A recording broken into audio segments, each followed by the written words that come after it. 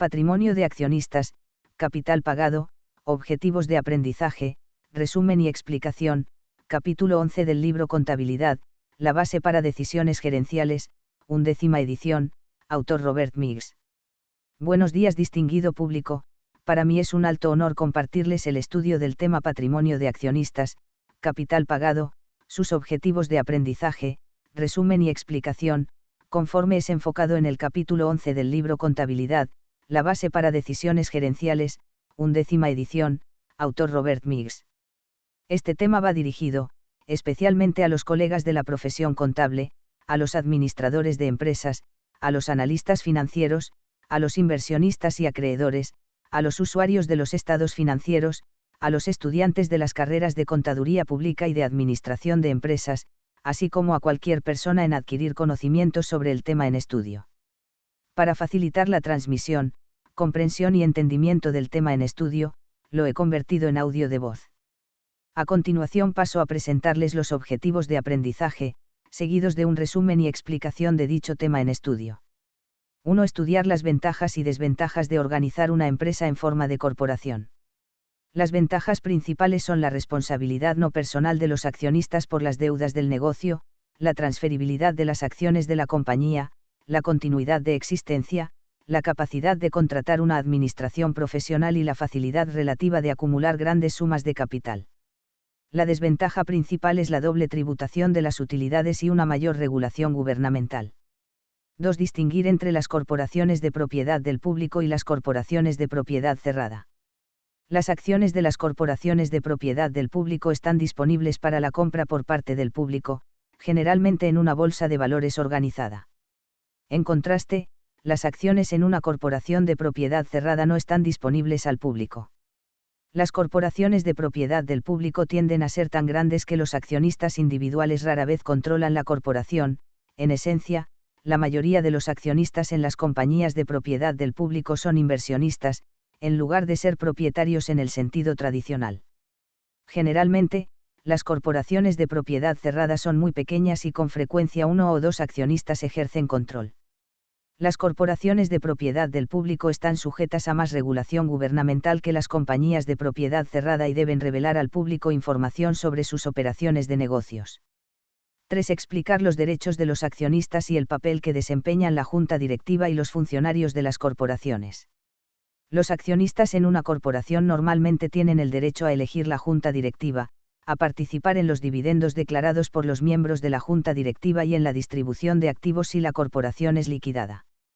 Los miembros de la junta directiva formulan las políticas de la compañía, revisan las acciones de los funcionarios corporativos y protegen los intereses de los accionistas de la compañía.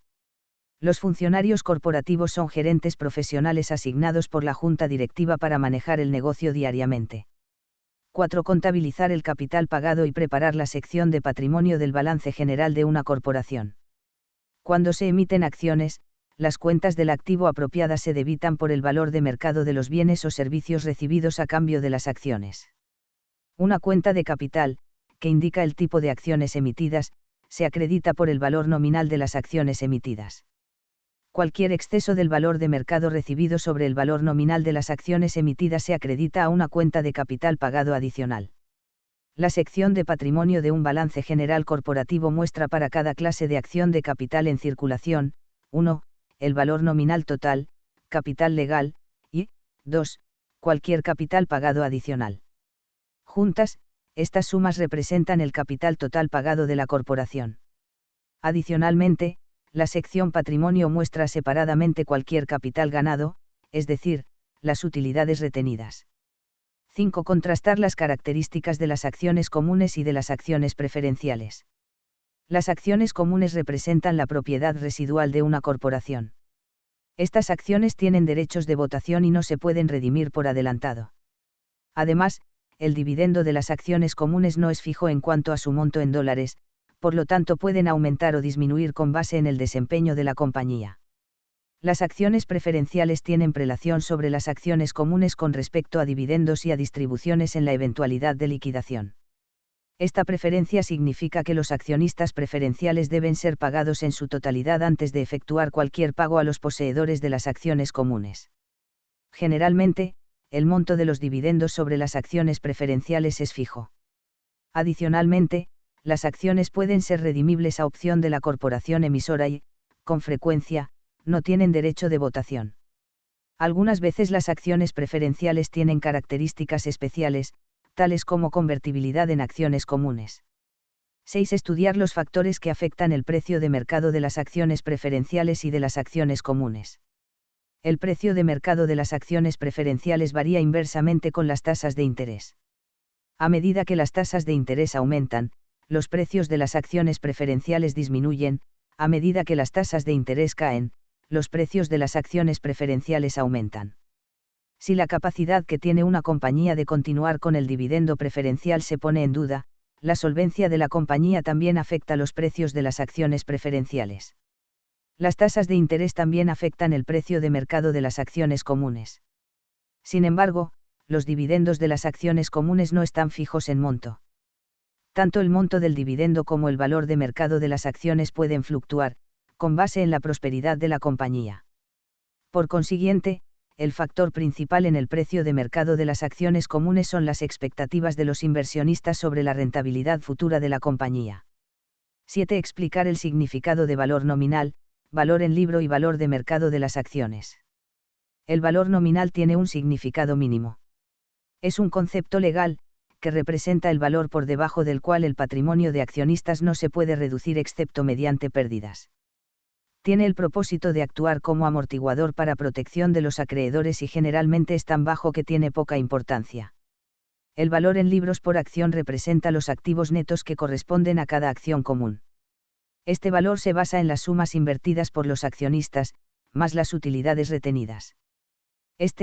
Con frecuencia, proporciona una orientación de la razonabilidad del precio del mercado. Para los inversionistas, el precio de mercado es el más importante de los tres valores por amplio margen. Este es el precio al cual ellos pueden comprar o vender las acciones hoy. Los cambios en el precio de mercado afectan directamente la posición financiera del accionista, pero no la de la compañía emisora. Por consiguiente, los valores de mercado no aparecen en la sección de patrimonio del balance general de la compañía, pero se encuentran fácilmente disponibles en los periódicos y en Internet. 8. Explicar el propósito y los efectos de un fraccionamiento de acciones. Cuando el precio de mercado de las acciones comunes de una corporación aumenta significativamente en valor, este puede resultar muy costoso para muchos inversionistas. Cuando esto sucede, la corporación puede fraccionar sus acciones aumentando el número de sus acciones comunes en circulación. El propósito de un fraccionamiento de acciones es reducir el precio de mercado de las acciones comunes de la compañía, con la intención de hacerlo más asequible a los inversionistas. Un fraccionamiento de acciones no cambia el saldo de las cuentas del mayor; consecuentemente, la transacción se registra simplemente mediante el asiento de una nota. 9. Contabilizar las transacciones de acciones propias. Las compras de acciones propias se registran debitando una contracuenta del patrimonio titulada acciones propias. No se registra utilidad o pérdida cuando las acciones propias se reemiten a un precio por encima o por debajo del costo. En lugar de ello, cualquier diferencia entre el precio de reemisión y el costo de las acciones se debita o se acredita a una cuenta de capital pagado.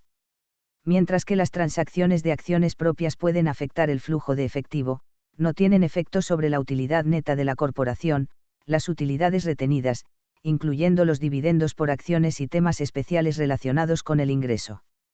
Espero que este contenido haya contribuido a ampliar y reforzar sus conocimientos sobre el tema en estudio.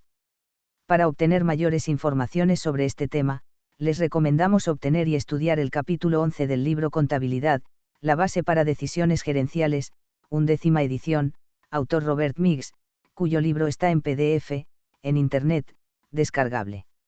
Se despide de ustedes, muy cordialmente, el licenciado Luis Ernesto Encarnación, profesor del Departamento de Contaduría Pública de la Universidad Tecnológica de Santiago, UTESA.